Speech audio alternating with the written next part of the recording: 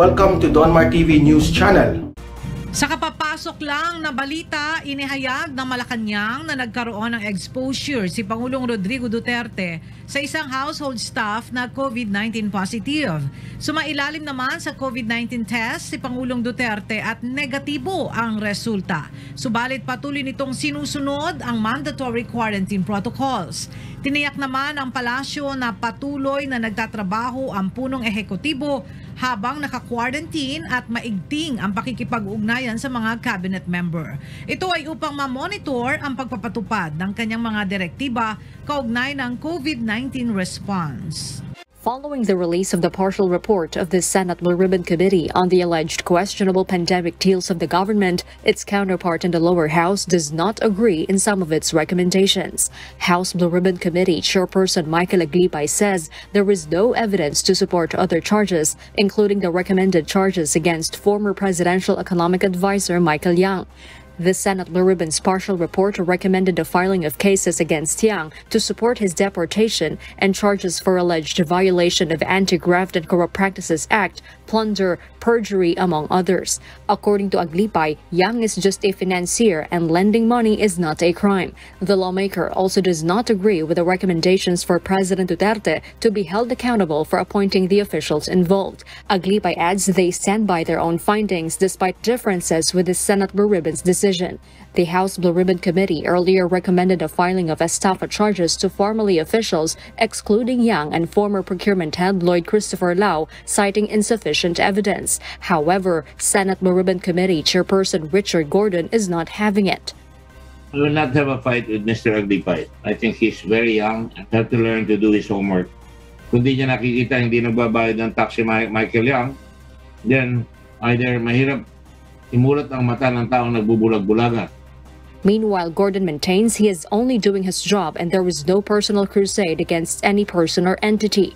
This amid accusations from the legal counsels of formerly officials and Michael Yang that the issue is being used for his re-election in the Senate. Thank you for reminding the people that I am up for re-election, but I am not using this for re-election. Sorry. Gordon says they will submit a copy of the report to the Ombudsman and the Justice Department and will leave it up to the investigating bodies and the public to file the recommended charges in court.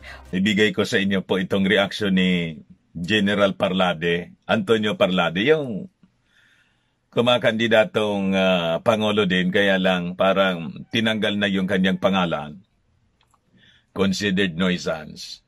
Ito reaksyon niya, mga kababayan, doon sa mga pinagagawa ni nanay, especially yung political ads na nagmukhang katawa-tawa.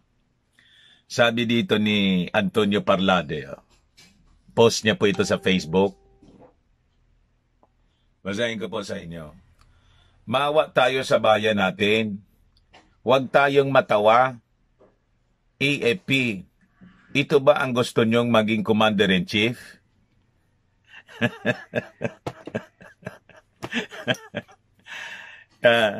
Huwag daw tayo matawa, mga kababayan, doon sa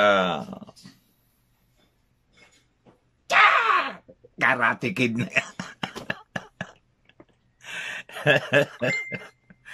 Pati si General Parlade po. Tapos yung mga reactions dito, Lord God of heaven and earth, please bless the Philippines with the President and Vice President and officials who does not sow hatred, mudslinging, corrupt, homewrecker, division among its own people, manipulate, tell lies, damn greed for power and money. Prayer nila dito, mga kababayan. And sabi ng isa pang nag-react, yes, General Parlade is correct. The camp of Robredo has no serious programs in agenda for the country. And that is what they are trying to offer, a dismal and inefficient candidate so people of this nation time to finally annihilate the Dilawans, Pinklawans, and this kind of candidate. In fact, as it is showing, this woman is confused.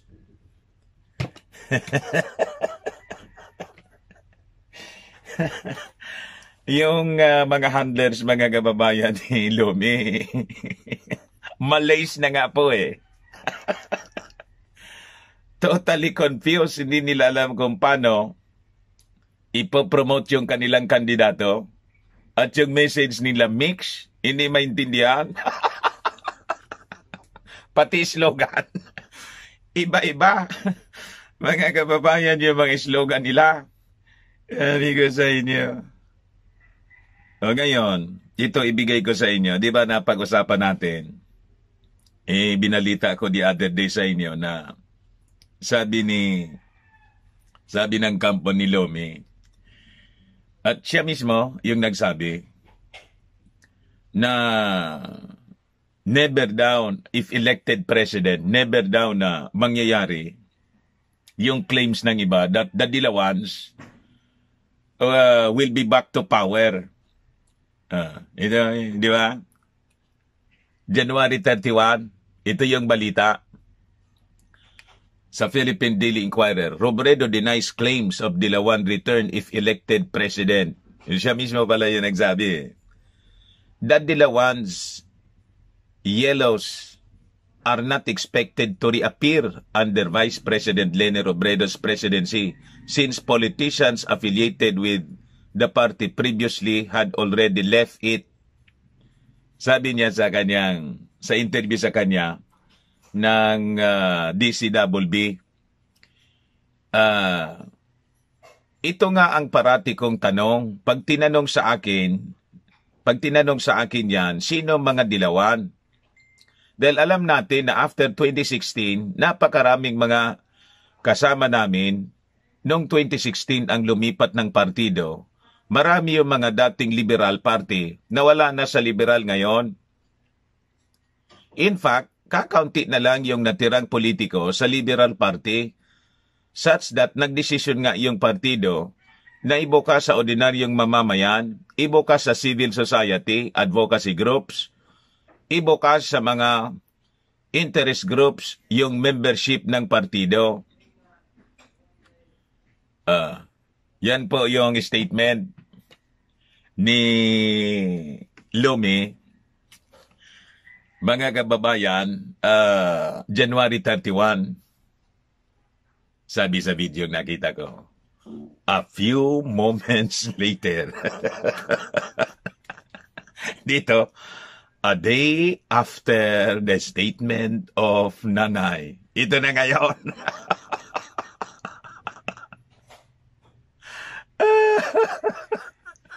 Sabi dito sa balita kahapon, nearly 100 ex-government officials of Aquino admin back Robredo's presidential bid.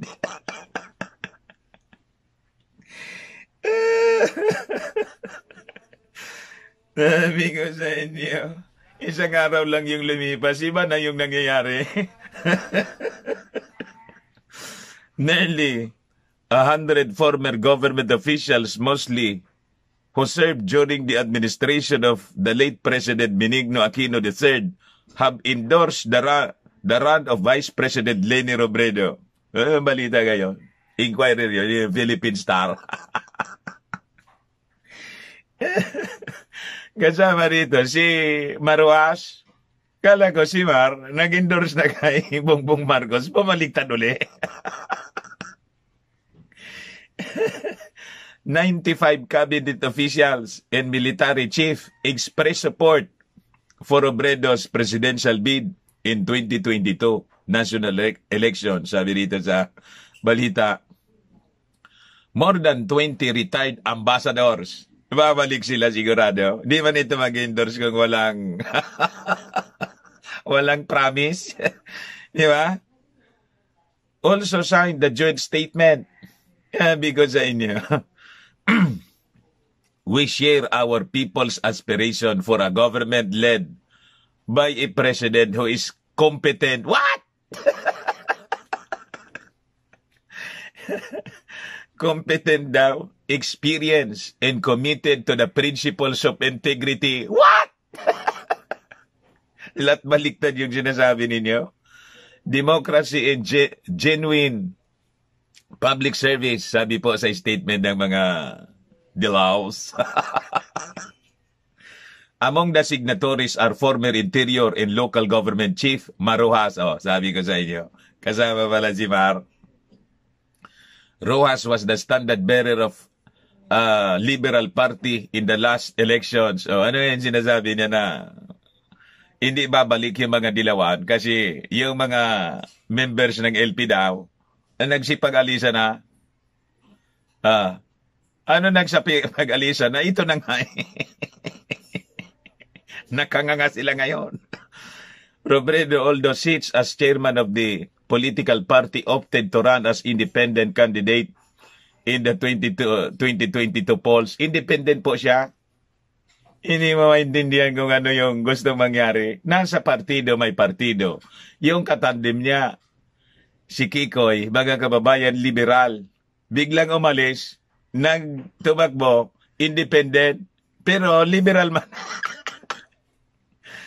Yung nasa likod, liberal pa rin. Amigo sa inyo, parang yung ginawa niya, para hindi maakusang dilawan, nagpalit ng kulay.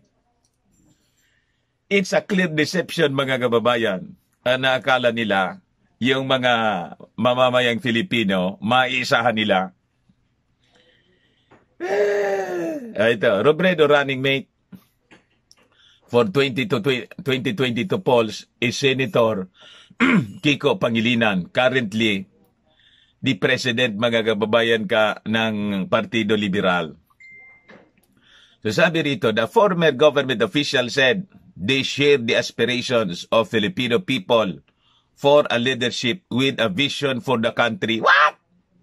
Anong vision doon? Yung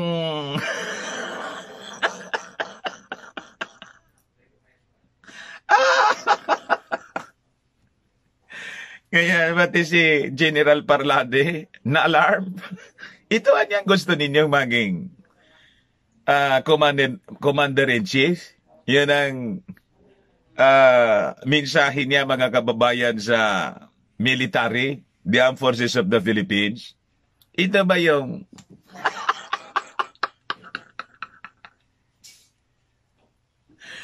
Karate Kid? Yung ano-ano binagagawa, nakabalbalan, mga kababayan. Sabi rito, the former government official said they share the aspirations.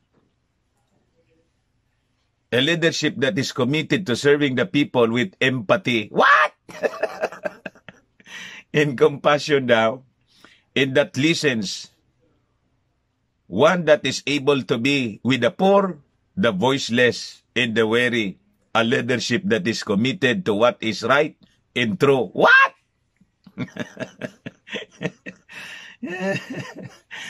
Amigo sa inyo, lahat baliktad yung sinasabi. And that runs as honest and responsive government that inspires confidence and pride. They continued, confidence and pride. Maging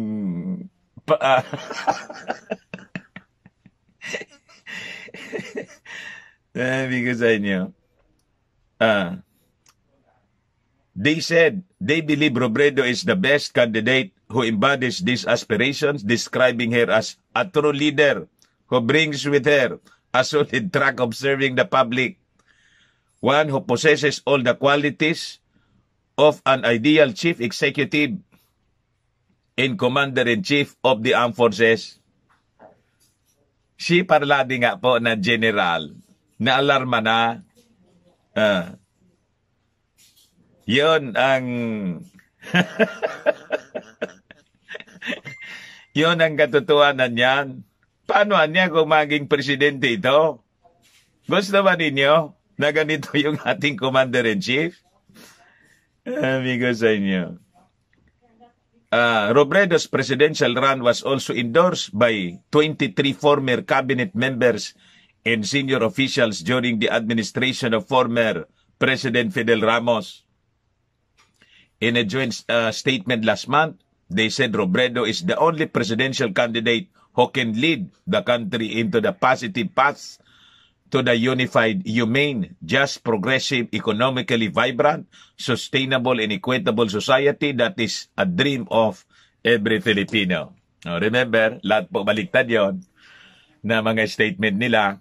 Alam ko naman na nangangarap lang po naman sila at malayo sa katotohanan ang kanila po mga pangarap sa buhay. Libre naman po mangarap na sana makabalik.